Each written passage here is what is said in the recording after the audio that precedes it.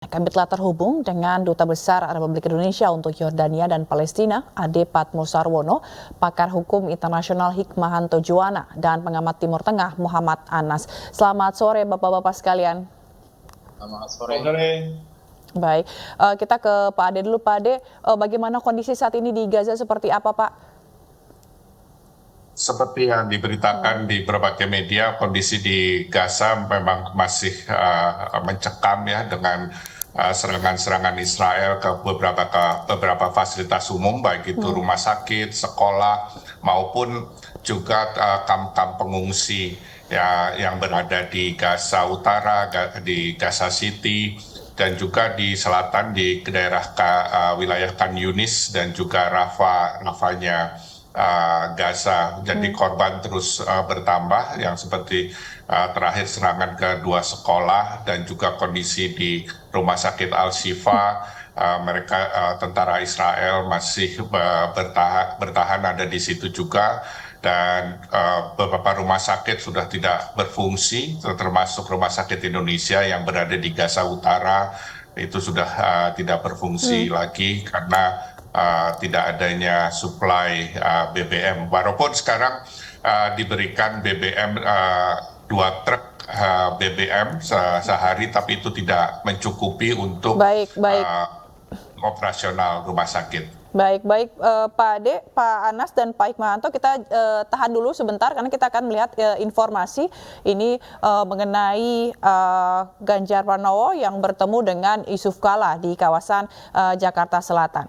Saya terima kasih Anda masih di News Sore, dan kita akan kembali bergabung dengan para narasumber kita, yaitu ada Pak Ade Patmo Sarwono, Dubes RI untuk Yordania dan Palestina, lalu ada Pak Muhammad Anas, pengamat Timur Tengah, lalu Pak Hikmahanto Juwana, pakar hukum internasional. Tadi kalau sebelumnya kita sudah tanya kondisi di Gaza saat ini ya dengan Pak Ade. Pak Ade, ada satu lagi informasi yang bilang katanya 3 relawan Indonesia di Gaza sudah hilang kontak 8 hari. Ini apa ada kabar terbaru Pak?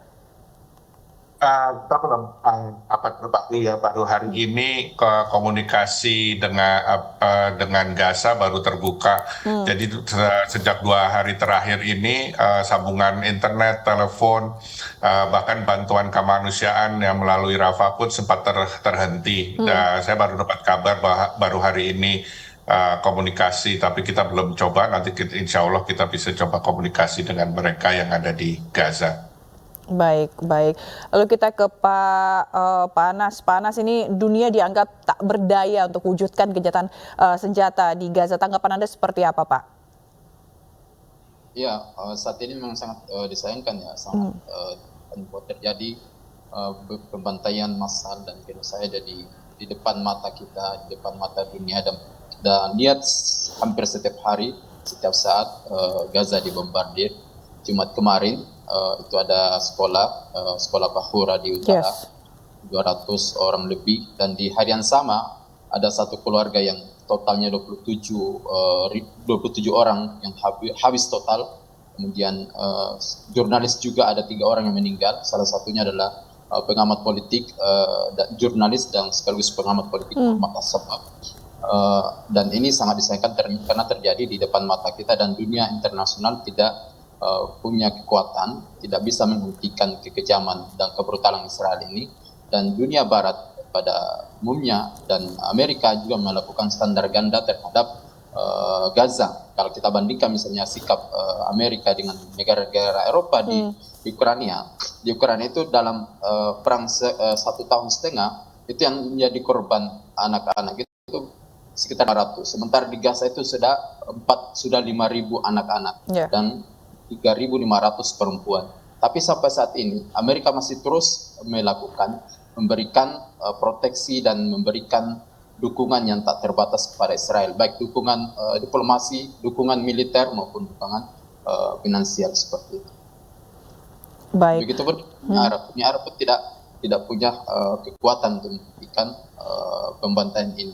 Sudah seminggu lewat dari hasil KTT dunia Arab dan dunia Islam, tapi sampai saat ini bahan bakar yang dimasukkan tuh ke Gaza itu tidak cukup, hanya cukup untuk 5% kebutuhan Gaza.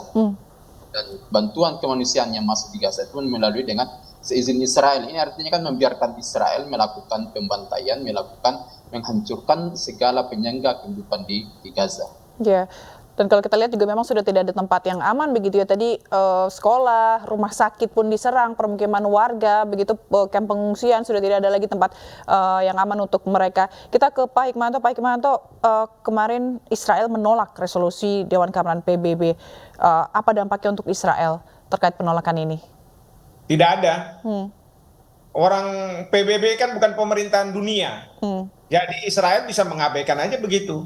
Ingat ya, kalau dalam hal seperti ini, masyarakat internasional nggak ada tuh hukum internasional. Yang ada hukum rimba, siapa yang kuat dia yang menang.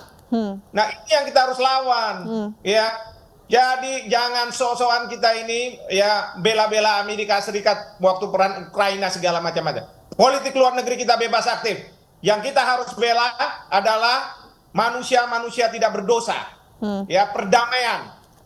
Ya saya kemarin mohon maaf Pak Dubes Sade, saya marah betul sama Indonesia ketika buat resolusi mengutuk Rusia segala, sok-sokan ikut-ikut Amerika Serikat jadi co-sponsor. Nggak benar seperti itu. Ya, sekarang kita sudah lihat standar ganda ada, ya kan, karena kepentingan. Ya, jadi sekarang dari Presiden di Turki Erdogan minta supaya petinggi-petinggi Israel ini dibawa ke pengadilan internasional. Nggak akan efektif. Ya, karena apa? Karena ini tadi hukum rimba.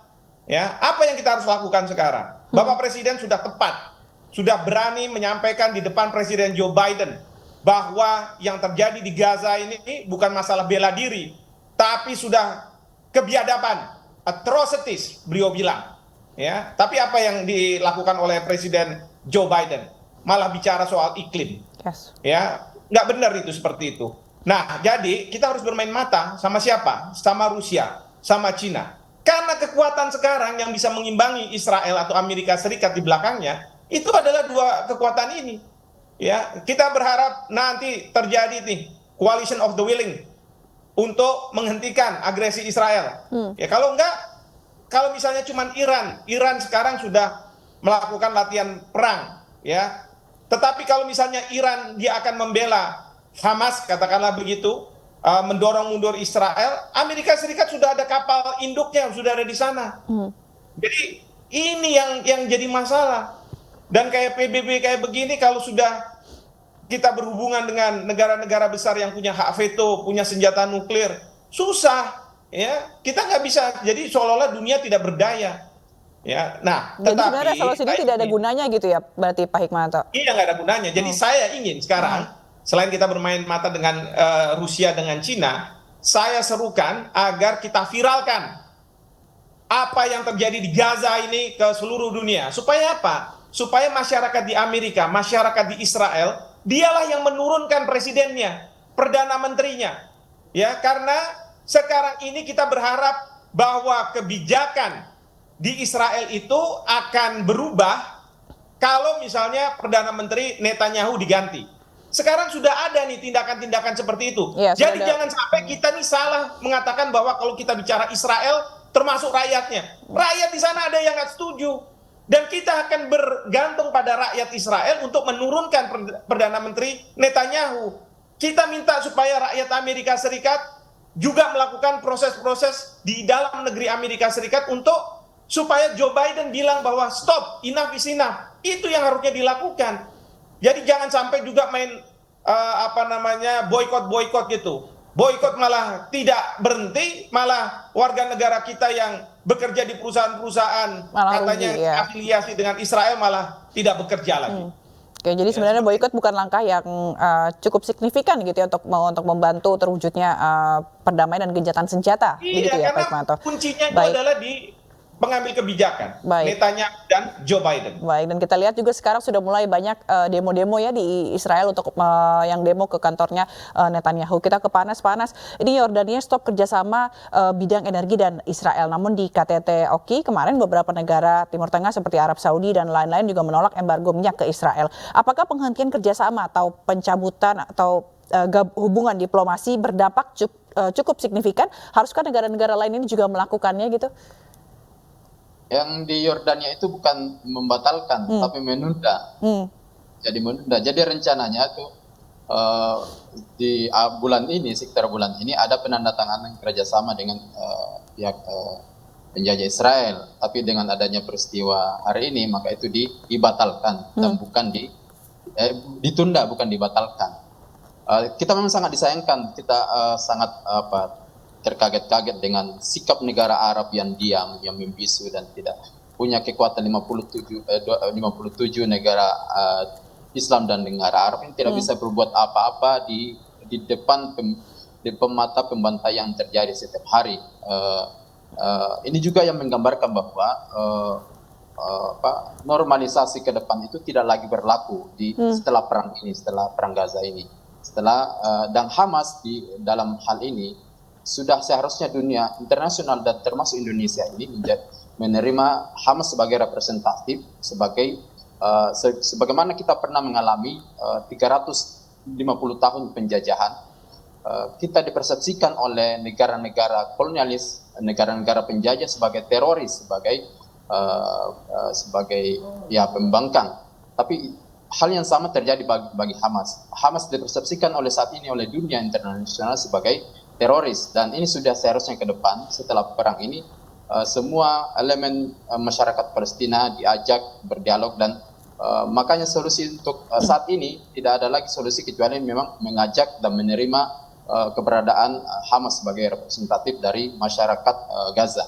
Berarti pemutusan untuk pencabutan hubungan diplomasi dengan Israel pun tidak membantu menurut Anda? Sebenarnya dengan ketika negara-negara Arab ingin mengambil langkah yang berani dan tidak pengecut, itu negara-negara Arab punya kekuatan besar untuk menyetop minyak dan sebagainya, dan memboikot Israel dan mencabut semua, membatalkan semua normalisasi yang sudah berjalan dengan sejumlah negara-negara Arab.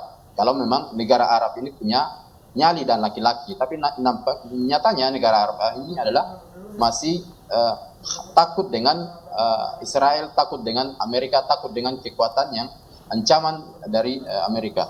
Baik, kita ke Pak Ade lagi. Pak Ade, ini soal bantuan tadi kan sempat disinggung juga masalah mulai kekurangan pasok lagi atau keterbatasan pasok gitu ya. Bagaimana Pak bantuan di sana? Apakah masih cukup kurang?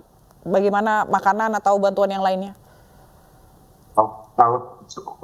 Justru dari cukup ya, karena bantuan yang masuk itu satu-satunya hanya melalui Rafah, melalui Mesir. Dan meskipun sekarang per hari itu bisa mencapai 100 atau 200, tapi itu tidak cukup. Karena kalau normalnya itu sehari itu harus sampai 500 sampai 900 truk gitu, dan kalau normal itu ada dua pintu masuk yang ada, dan selain di Rafah ada satu lagi perbatasan antara Israel dan Gaza yang saat ini ditutup. Ini memang jadi masalah, dan memang kita sedang bekerja sama dengan UN juga, dengan PBB, dengan lembaga kemanusiaan PBB itu bagaimana mencari solusi untuk menyalurkan bantuan kemanusiaan ke Gaza.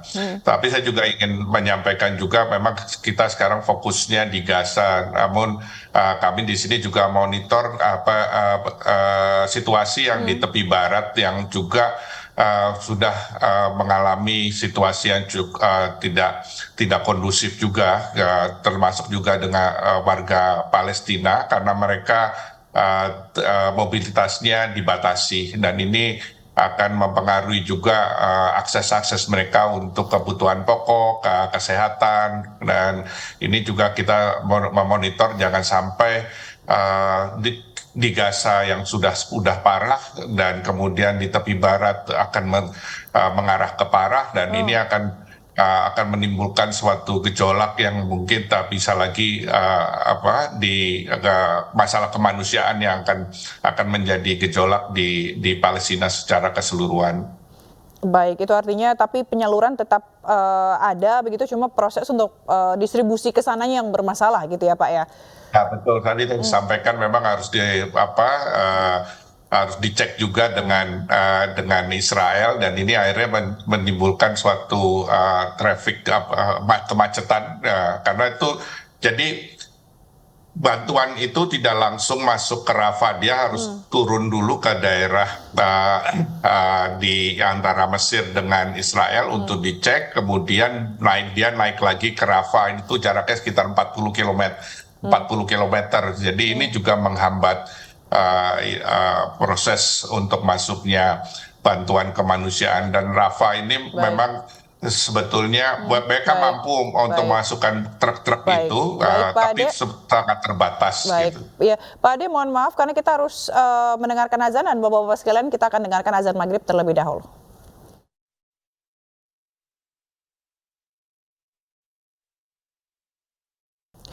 Baik, pemirsa, Anda masih bersama kami dan masih bersama dengan narasumber Pak Ade. Jadi masih ada 3 WNI yang belum dievakuasi ya Pak dari Gaza. Sebelumnya ada Bang Onim dan juga Mas Hussein. Masih ada 3 lagi. Kapan rencananya akan dievakuasi, Pak?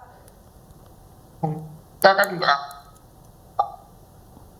sana untuk membantu warga Gaza, terutama di Rumah Sakit Indonesia. Meskipun Rumah Sakit Indonesia di Gaza sudah tidak berfungsi dengan baik ya, tapi mereka memutuskan untuk tetap tinggal di sana, dan kita kalau memang mereka kemudian menyatakan keinginannya, kita dari KBRI baik di Amman maupun di KBRI Kairo, karena prosesnya itu difasilitasi oleh KBRI di Kairo, kita akan membantu mereka mengeluarkan mereka dari Gaza kalau mereka memang ada keinginan untuk keluar dari Gaza. Tapi sejauh ini mereka menyatakan untuk tetap tinggal di Gaza karena ingin tetap membantu warga Gaza yang sedang mengalami kesulitan. Baik, tentunya pasti akan KBRI juga support gitu ya ininya mereka. Baik, panas Presiden Joe Biden sempat mengatakan Israel akan terus menyerang hingga Hamas lumpuh. Tanggapan Anda, apakah perang ini intinya akan berakhir ketika Hamas menyerah? Kan sekarang kan sudah 43 hari dari hari pertama Israel melakukan agresi. Itu tujuan utamanya, targetnya adalah menghabisi Hamas dan menghabisi perlawanan Palestina. Namun sampai saat ini sudah 43 hari Israel belum mencapai tujuannya, target strateginya. Sehingga yang menjadi sasaran itu saat ini adalah warga sipil, dan Israel malah membuat narasi baru, kebohongan baru di mata internasional dengan mengatakan bahwa rumah sakit Ashifa misalnya ini dan rumah sakit Rantisi sebelumnya ini dijadikan sebagai markas komando militer Hamas. Ini untuk memberikan gambaran bahwa mereka Israel sudah menang. Padahal ini yang menjadi sasaran adalah warga sipil.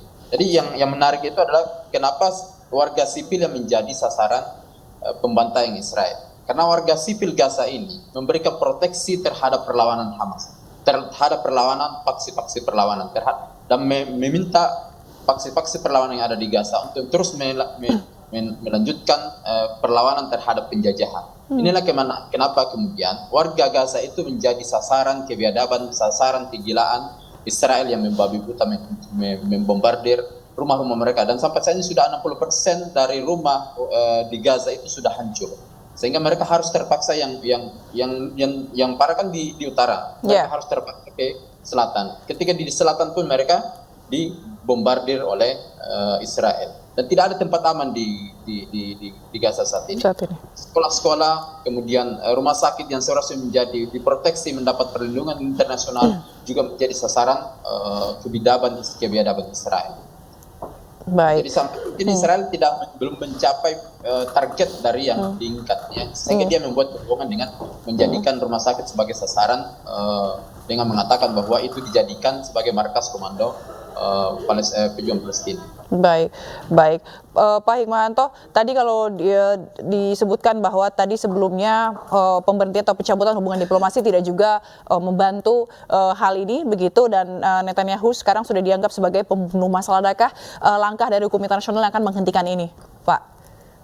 Gini, jangan kita bicara hukum internasional. Walaupun saya pengajar hukum internasional, sudahlah. Ya, kita lupakan tadi yang saya katakan, yang berlaku hukum rimba. Sekarang ada cuma 4 skenario bagaimana serangan itu akan berakhir. Pertama, Israel memenangkan perang ini. Pertanyaannya adalah definisi dari menang itu apa? Apakah dia akan menangkap hidup-hidup atau mati para petinggi Hamas, atau dia ingin memastikan bahwa dari Gaza tidak ada lagi serangan-serangan rudal yang diluncurkan oleh Hamas, baik hari ini, besok, 10 tahun, 15 tahun yang akan datang. Artinya apa? Menghabisi, lalu kemudian membentuk otoritas di Israel untuk kemudian memastikan bahwa semua ada di dalam genggamannya. Kalau seperti itu, berarti Israel tetap mengambil wilayah Palestina lagi. Itu yang harus kita hadapi. Kedua adalah Perdana Menteri Netanyahu diturunkan. Jadi bagaimana caranya rakyat di Israel menurunkan Perdana Menteri Netanyahu? Rakyat harus disadarkan. Selama ini selalu yang diceritakan adalah bagaimana tentara Israel yang gugur di medan perang, ya, sehingga menyayat hati rakyat Israel, sehingga mendukung apa yang dilakukan oleh Netanyahu. Maka saya katakan, viralkan, sampaikan itu ke seluruh rakyat di Israel apa yang terjadi sesungguhnya di Gaza, supaya apa? Mereka tergerak dan kemudian mereka menurunkan Perdana Menteri Netanyahu. Yang ketiga adalah Presiden Joe Biden berbicara agar Israel menghentikan serangan ini. Karena sekarang ini Perdana Menteri Netanyahu hanya takut sama Joe Biden saja. Baik. Jadi itu yang harus kita lakukan. Yang terakhir adalah yang kita tidak harapkan. Perang bereskalasi, Iran akan menyerang, Amerika Serikat masuk. Perang Dunia Ketiga sudah ada di ambang pintu. Kalau misalnya terjadi itu, memang serangan berakhir, tapi serangan akan jadi lebih besar. Baik, demikian. Baik, semoga skenario ini dapat didengar dan juga mewujudkan kedamaian di Gaza. Baik, terima kasih Pak Hikmahanto Juwana, pakar dokumenter nasional, lalu ada Pak Muhammad Anas, pengamat Timur Tengah, dan Pak Ade Patmo Sarwono, Dubes RI untuk Yordania dan juga Palestina telah bergabung di Ainus Sore. Salam sehat selalu, selamat sore waktu Jakarta Bapak-Bapak sekalian.